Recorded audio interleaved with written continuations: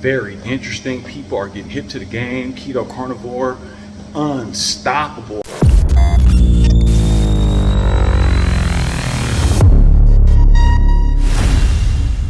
Hey Mo, what's good? Treadmill, just did 10 incline, 2 miles up a virtual hill at 2.6 whatever speed. Good stuff. So I'm over here kind of winded, but check it out. Forgive my tardiness on uploading a video, much more consistency on this channel, but wanted to do one of these not so carb videos, but a gym treadmill video while still getting the calorie burn in.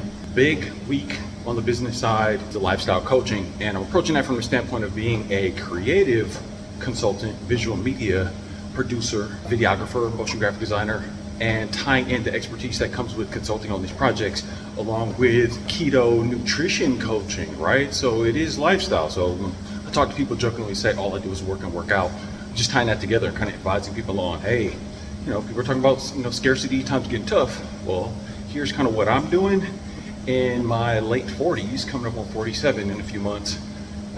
Here's how I'm able to stay fit, stay healthy, and budget properly and invest properly for the interesting times currently present and interesting times ahead. So had some calls yesterday, had some discussions yesterday, some chats. Very interesting. People are getting hip to the game. Keto, carnivore, unstoppable. I'm excited about that. And specifically that discussion, right? Because talking keto, carnivore, more people are coming to me talking about keto and carnivore, actually more about carnivore, right? But I like to put it in the overall low carb, keto, carnivore spectrum, right? Because part of it is, I really want to push the issue more with people understanding the ketosis factor, because that's the actual physiological state more so than just keto diet, because ketosis, the state can be arrived at even without eating at all. So I like to kind of leverage keto, right? Because it's something that's more or less objective, a state that can be tracked, ketones in your body, fat burning. I like that, right? Low carb, keto, so the spectrum. Now, I personally have been running carnivore in the sense that 90+% of my daily intake of food is animal based. And I pretty much cut out dairy. So it's basically as simple as it is: steak and eggs, ground beef, eggs, tuna, oysters, salmon. It's so simple for me. It's so simple for me. But I like the thought of where everything is going with carnivore for sure. But also I don't like the brand name thing and the sort of tribalism thing. I don't like that with ideological stances, morality issues with veganism, or basically just the people on some high horse about veganism or vegetarianism. We're doing it the right way, we're better people than you, blah, blah, blah. I don't care about any of that. So I don't like the thought that on the carnivore side, people kind of behave in similar ways. I would say much less. So I just say, me personally, I avoid that.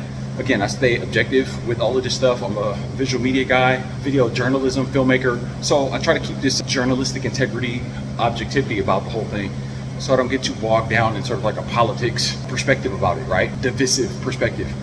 That's exactly why I like keto, the concept of that, because if you eat these particular foods and you eat them a certain way, or I would say, well, if you eat the low carb foods, obviously you're gonna get into a state of ketosis, but technically any diet you can get into ketosis, but it's obviously easier with animal products. So again, I love the idea of animal-based carnivore, but as I coach it and get people in the mix, what I don't want to do is turn them away from the concept of keto. Or if they say, I want to eat fruits, vegetables, fine, whatever works, but just understand what exogenous carbohydrates are doing to your body, how they're breaking down in your body, and obviously the subsequent insulin reaction and response that's going to happen with that. Super interesting stuff.